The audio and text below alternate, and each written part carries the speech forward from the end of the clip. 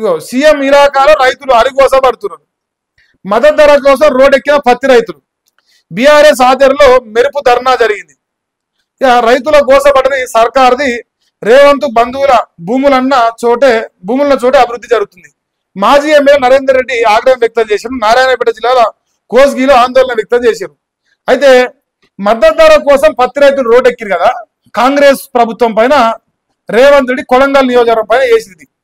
నేను ఒక ఫుటేజ్ పట్టుకొచ్చిన, మీకు చూపిస్తా. మీకు మద్దతు ధర కావాలని ఉందా మీకు? సో మీకు మద్దతు ధర ఏమైనా కావాలంటే ఇట్లా పైసలు కొడితే మీకు మద్దతు ధర వస్తుంది. పైసలు ఇట్లా గూగుల్ పే చేస్తే మద్దతు ధర వస్తుంది.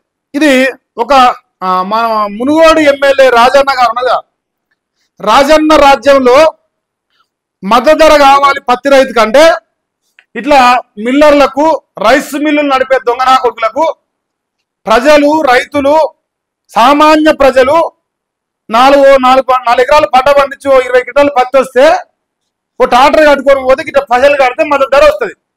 అది కొడంగల్లోనైనా, నల్లగొండలనైనా, మహబూబ్ నగర్లో అయినా, లేదంటే మన తుమ్మల నాగేశ్వరరావు ఖమ్మం జిల్లాలో అయినా సరే, ఏడికి పోయినా సరే, ఓ పత్తి రైతు అంటోడు, ఒక వరి రైతు అంటోడు, ఏ పంట పండించే రైతు అయినా సరే, కాంగ్రెస్ పార్టీ వచ్చినాక వాని పంట వాడు అమ్ముకోవాలంటే ఇట్లా కమిషన్లు ఇవ్వాలి. అగ్రికల్చర్ ఆఫీసర్లకు, మిల్లు నడిపే యజమానులకు, ప్రభుత్వ అధికారులకు ఇట్లా పుట్టలుగా సాక్ష్యాలు వస్తున్నాయి. అకౌంట్లకు డబ్బులు Google pay, phone pay transaction నడుస్తున్నాయి లేట్ కాకుండా, ఇన్స్టెంట్ ప్రాసెస్. మరి దున్నపోతు మీద నిలబడ్డా రాజన్న? నీకు దున్నపోతు మీద నిలబడ్డా పండుకున్నావా? నాకు మంత్రి పదవి కావాలి, ఎవరన్నా కన్నా సాగని, నాకు అవసరం లేదు. కళ్ళలో కాగులు ఏమైనా పొడి చేస్తే చెప్పు, కళ్ళు చూపిస్తా అట్నన్నా. మనం మునుగోడు ఎవరన్నా రాజన్న రాజ్యంలో మనం బొడుతున్నాం కదా, కాంగ్రెస్ రాజ్యం, ఇందిరమ్మ రాజ్యం ఇట్లా పట్టపగటీలు గూగుల్ పేలు, ఫోన్ పేలు తీసుకొని పేద ప్రజల దగ్గర, రైతుల దగ్గర, ఎకరం 2 ఎకరాల దగ్గర వేల కమిషన్ దొబ్బి ఉంటారు. దొంగనా కొడుకు లెక్క రైస్ మిల్లర్లు, పత్తి మిల్లులు కానీ, రైస్ మిల్లు కానీ, ఓడైనా కంతే. ఇంత దుర్మార్గంగా పత్తిలో దోపిడీ జరుగుతా ఉంటే మా రాజన్న నాకు మంత్రి పదవి ఇస్తారా పత్తరా? ఇస్తనే ఉంటారు, లేదా సత్తా అంతే. అది తప్ప నాకు ఏదొద్దు. ఇంకా జనం ఎక్కడన్నా సాని, ఎవడన్నా ఎక్కడన్నా నాశనం అయిపోయి నాకు మంత్రి పదవి ఇస్తేనే నేను ఉంటా. నీ నాశనం కావాలా? మరి ఇది కళ్ళకి ఏమైనా కనిపిస్తుందా, కనిపించలేదా? నీకు కావాలంటే 100 ఇస్తా సాక్ష్యాలు. బొంగులో మళ్ళీ ఒక కేసు పెట్టుకో, పెట్టిన కాడికి ఇప్పుడు మస్తుగా అయినాయి. కానీ ఇంత పగటిలానే రైతుల కాడ మద్దతు ధర కోసం కొడంగల్లో జరిగే దోపిడీ కాదు. 119 నియోజకవర్గాల్లో తెలంగాణ రాష్ట్ర వ్యాప్తంగా పత్తి రైతుల కష్టాలు గిందే. ఆ పత్తి మిల్లోనికి పైసలు ఇస్తేనే బండి దిగుతుంది. ఇగో ఆ పత్తి కూడా ఎట్లా దిగుతుంది నేను చూపిస్తా. ఇగో పైసలు ఇస్తేనేమో ఇంత చెండాలంగా ఉన్న పత్తి కూడా దిగుతుంది. ఇగో పైసలు ఇస్తే ఇట్లా మంచిగా నీళ్ళు కొట్టి, మంచిగా ఇది నీళ్ళు కొట్టరా మంచిగా బ్రహ్మాండంగా ఇట్లా నీళ్ళు కొట్టినా కూడా పత్తి దిగుతుంది. ఇగో మన పుచ్చు ఉన్నది, అన్ని రకాలు ఉంది, నల్లకాయ, తెల్లకాయ, అన్ని రకాలు ఇలా కనిపిస్తుంది పత్తి. ఇప్పుడు దీని ఫుల్ రేట్ పడుతుంది దీనికి.